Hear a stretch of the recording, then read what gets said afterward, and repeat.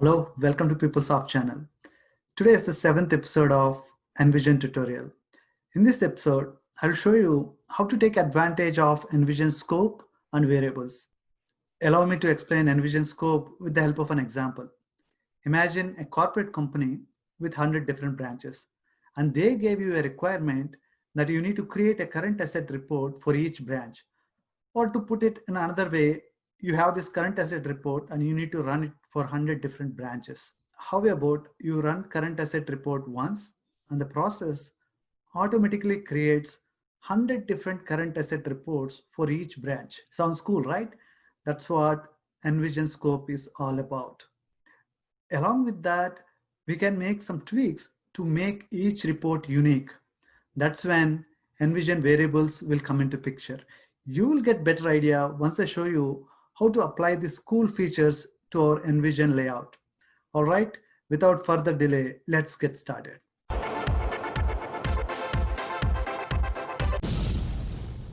Like always, first I will run the report we created in the previous episode so that we are on the same page, and then I will make tweaks to the layout to understand Envision concepts.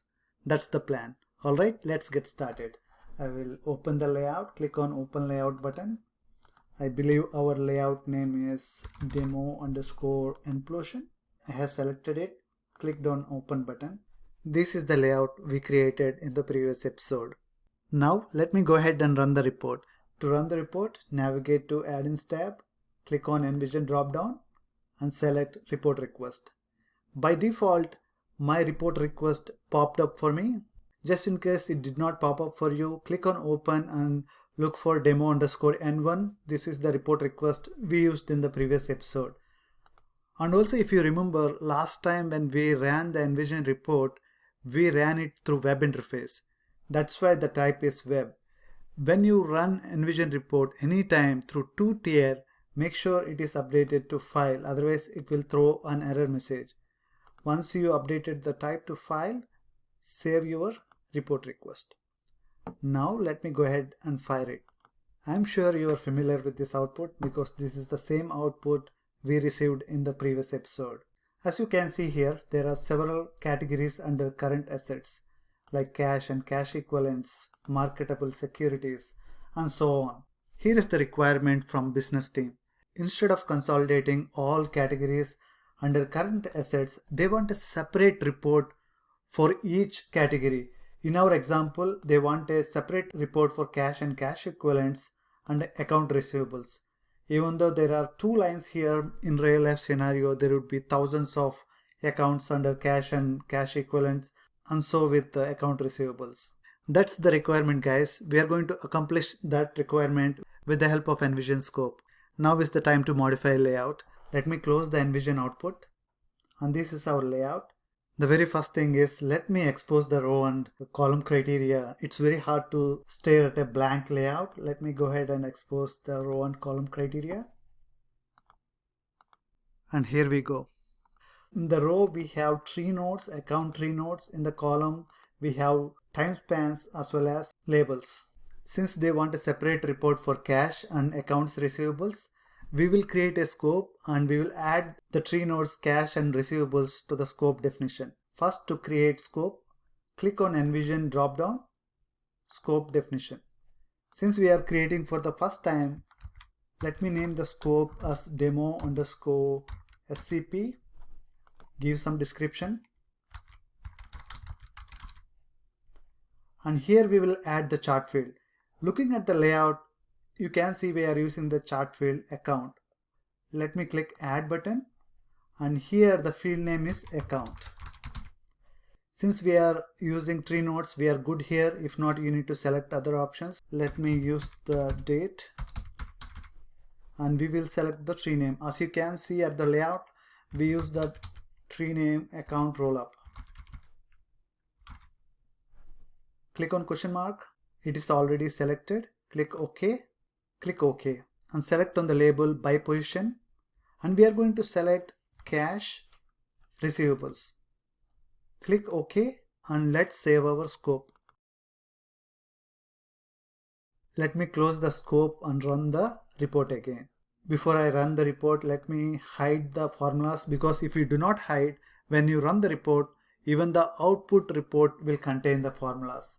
We don't want user to see those formulas, right? That's why I'm hiding the formulas. Click OK. It's time to run the report. To run the report, envision, report request, and here this time we will select the scope we created, demo underscore SCP. Click on question mark to find it exists. Select our scope name and click OK. Let me pause here for a second, guys. Do you know once you run the Envision report where to find the output files? Let me remind you. In order to find the output file path, open PeopleSoft Configuration Manager file, pscfg.exe.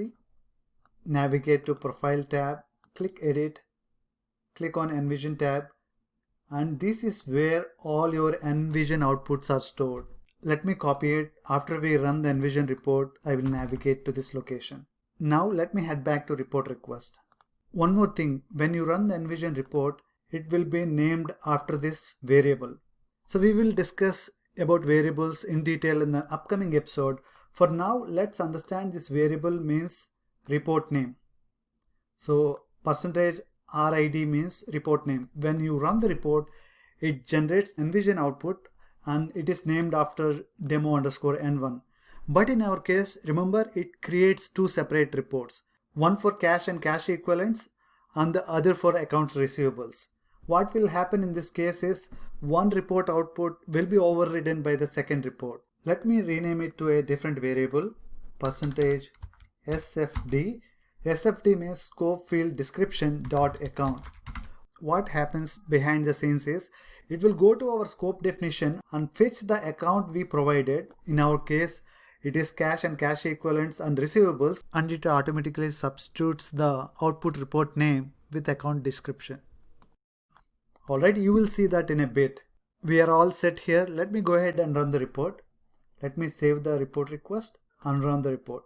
Since now I know where to find the output files, let me copy the location.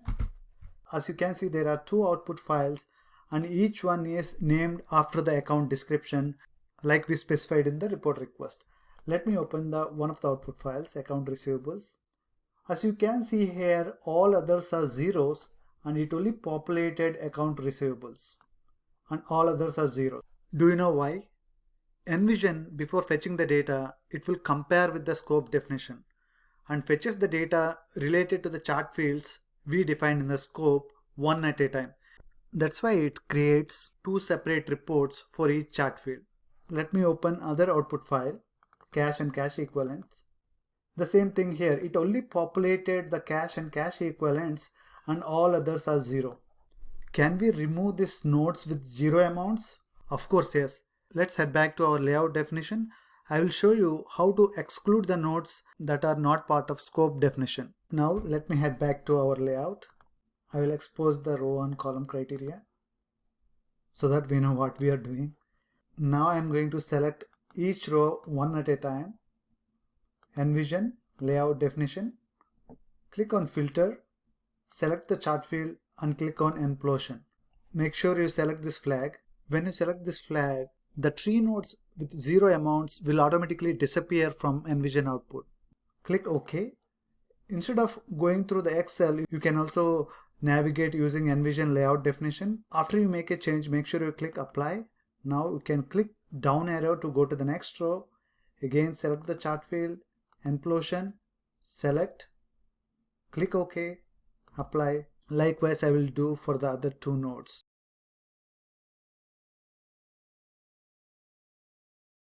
Click OK, apply, click OK and save.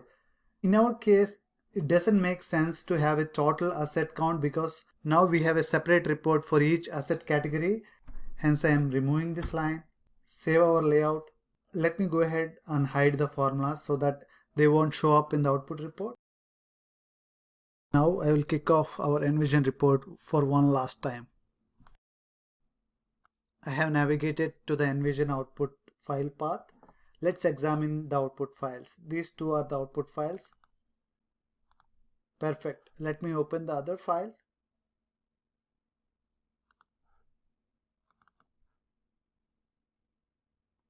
Awesome. Exactly as we expected. That's it guys. This is my short demonstration about Envision Scope. I hope you like it.